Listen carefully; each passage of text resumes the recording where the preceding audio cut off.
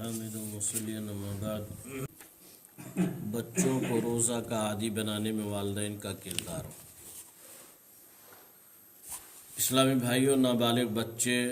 گو کہ غیر مکلف ہیں اور ان پر رمضان کے روزے فرض نہیں، مگر انہیں روزہ کا عادی بنانے کے لیے بہتر ہے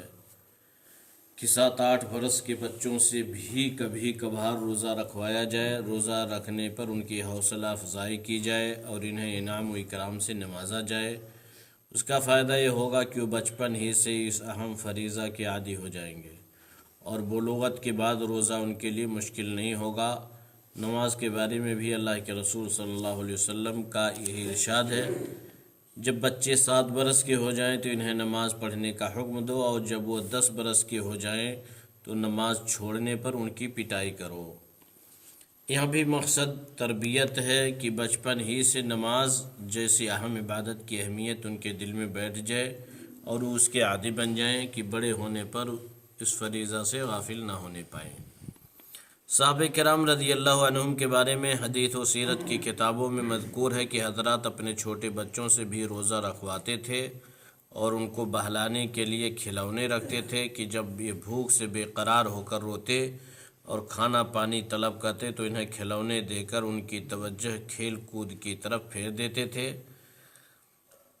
چنانچہ ربیہ بنت معوذ رضی اللہ عنہا بیان کرتی ہیں کہ رسول اللہ صلی اللہ علیہ وسلم نے عاشورہ محرم کی صبح کو انصار کی بستیوں میں قاصد بھیج کر اعلان کرایا کہ جس شخص نے روزہ رکھ کر صبح کی ہے تو وہ اپنا روزہ مکمل ہی کرے، مگر جن لوگوں نے کچھ کھا پی لیا ہے اب وہ اس اعلان کے بعد نہ کھائیں پئیں اور دن کے باقی حصہ کا روزہ مکمل کریں۔ حضرت ربیع فرماتی ہیں کہ اس اعلان کے بعد ہم روزہ رکھتی تھیں اور اپنے چھوٹے بچوں کو بھی روزہ رکھواتی تھیں۔ ہم انہیں لے کر مسجد جاتی اور جب وہ بھوک سے نڈھال ہو کر روتے دھوتے تو روئی کا کھلونا دے کر ان کو بہلاتی یہاں تک کہ افطار کا وقت ہو جاتا۔ اسی طرح علامہ ذہبی نے سیر اعلام النبلاء میں عبداللہ بن الحذیل کے واسطہ سے نقل کیا کہ حضرت عمر رضی اللہ عنہ کے دور خلافت میں ان کے پاس رمضان المبارک میں ایک بوڑھا لایا گیا جو شراب پینے کی وجہ سے نشہ میں تھا۔ اسے دیکھ کر حضرت عمر نے فرمایا، تمہارا برا ہو، تم رمضان میں شراب پیتے ہو جبکہ ہمارے بچے روزے سے ہیں۔ پھر بطور حد آپ نے اسے 80 کوڑا مارنے کا حکم دیا۔ یہ تو ہمارے اسلاف کرام کی حالت تھی کہ وہ اپنے بچوں کی دینی تربیت کے بارے میں کس قدر حساس تھے، مگر موجودہ زمانہ میں کم ہی ایسے والدین ملیں گے جنہیں اپنے جگر گوشوں کی اخلاقی و دینی تربیت کی فکر واقعی ہو۔ اسی روز ہی کے حوالے سے دیکھیے کتنے ہی نوجوان ہیں جو روزہ نہیں رکھتے اور ان کے والدین کو اس کی خبر ہوتی ہے مگر ان پر سختی نہیں کرتے اور یہ بہانہ تراشتے ہیں کہ ابھی ان کو روزہ رکھنے کی ضرورت نہیں، کچھ اور بڑے ہوں گے تو یہ ضرور روزہ رکھیں گے، لیکن وہ یہ بھول جاتے ہیں کہ ان کی غفلت ان کے بچوں کو دین سے کس قدر دور کر رہی ہے اور آگے ان کے کیا نتائج سامنے آنے والے ہیں۔ اولاد کی بے دینی اور نماز و روزہ سے ان کی غفلت پر والدین کا یہ رویہ بظاہر بچوں کے ساتھ ہمدردی و شفقت کا معاملہ نظر آتا ہے، مگر اس کے نتائج و عواقب پر غور کرنے سے اندازہ ہوتا ہے کہ اولاد کے حق میں زہر حلال سے کسی قدر کم نہیں۔ اگر والدین شفقت اور محبت کی بنا پر اولاد کو روزہ سے منع کریں تو اس معاملے میں والدین کی اطاعت جائز نہیں ہے، کیونکہ صحیح اور صریح روایت ہے، لا طاعۃ لمخلوق فی معصیۃ الخالق،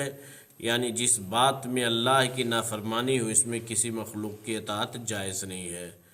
قرآن کریم کی سورہ تحریم میں اللہ تعالیٰ نے اہل ایمان کو مخاطب کر کے حکم دیا ہے، قوا انفسکم واہلیکم نارا، تم اپنے آپ کو اور اپنے اہل و عیال کو جہنم کی آگ سے بچاؤ۔ اس آیت کریمہ کا مطلب یہ ہے کہ تم نیک عمل کر کے خود کو جہنم سے بچاؤ اور اپنی اولاد کی بہترین دینی و اخلاقی تربیت کر کے انہیں اعمال صالحہ کا عادی بنا دو کہ وہ بھی جہنم سے محفوظ ہو جائے۔ گویا بچوں کی دینی و اخلاقی تربیت والدین کی بنیادی ذمہ داری ہے، جس طرح والدین کے لیے ضروری ہے کہ وہ اپنی اولاد کے لیے کھانے پینے اور دیگر ضروریات زندگی کا انتظام کریں، اس سے کہیں زیادہ ضروری ہے کہ ان کی صحیح تربیت کریں۔ حدیث میں صراحت سے بات کہی گئی ہے کہ تم میں سے ہر شخص راعی یعنی ذمہ دار ہے، اور اس سے اس کی رعیت یعنی جو اس کے زیر کفالت یا ماتحت ہیں ان کے متعلق سوال کیا جائے گا۔ الا کلکم راع و کلکم مسئول عن رعیتہ۔ معلوم ہوا کہ بچوں کے روزہ نہ رکھنے، نماز ترک کرنے اور دیگر معاصی کے ارتکاب کے ذمہ دار والدین بھی ہیں، اور بلا شبہ وہ قیامت کے دن اپنے بچوں کے بدعمالیوں کے لیے جواب دہ ہوں گے۔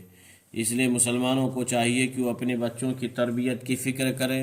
انہیں اسلامی اخلاق و اعمال کا خوور بنائیں، ان کے دلوں میں دین کی محبت پیدا کریں، انہیں جملہ عبادات خصوصاً نماز و روزہ کا پابند بنائیں، ان کے اخلاق و کردار کی نگرانی کریں، انہیں تلاوت قرآن کی ترغیب دیں، جمعہ جماعت میں ساتھ رکھیں، دینی مجلسوں میں ساتھ لے جائیں، نیک لوگوں کی صحبت اختیار کرنے کی تلقین کریں، اور ان کے اخلاق و کردار کو اسلامی سانچہ میں ڈھالنے کی ہر ممکن تدبیر کریں۔ مسلمانوں، اگر آپ کی غفلت و لاپرواہی کے نتیجہ میں آپ کے بچے دین سے بیزار اور روزہ نماز سے دور ہو گئے، اور اللہ نہ کرے وہ اپنی بدعمالیوں کے سبب جہنم کے مستحق قرار دیے گئے، تو قیامت کے دن اس وقت آپ کا کیا حال ہوگا جب آپ کے سامنے آپ کے جگر گوشوں کو فرشتے جہنم میں پھینک دیں گے؟ کیا یہ منظر دیکھ کر آپ کو روحانی اذیت نہ ہوگی، مگر آپ وہاں ان کے کچھ کام نہ آ سکیں گے؟ البتہ آج اگر آپ تھوڑی توجہ کر لیں اور تھوڑی بہت سختی کر کے ان کو اعمال صالحہ کا عادی بنا دیں تو شاید وہ دن آپ کو نہ دیکھنا پڑے۔ اسلامی بھائیوں، بچوں کے ساتھ خیر خواہی اور شفقت و ہمدردی کا تقاضا یہ نہیں ہے کہ انہیں آزاد چھوڑ دیا جائے، بلکہ ان کے ساتھ حقیقی خیر خواہی یہ ہے کہ انہیں سختی سے نماز و روزہ کا پابند بنایا جائے اور بیجا لاڈ و پیار کر کے ان کی عاقبت خراب نہ کی جائے۔ اللہ تعالی ہماری اولاد کو ہماری آنکھوں کی ٹھنڈک بنائے اور ہمیں ان کی بہتر تربیت کی توفیق بخشے، آمین۔ وآخر دعوانا الحمدللہ رب العالمین۔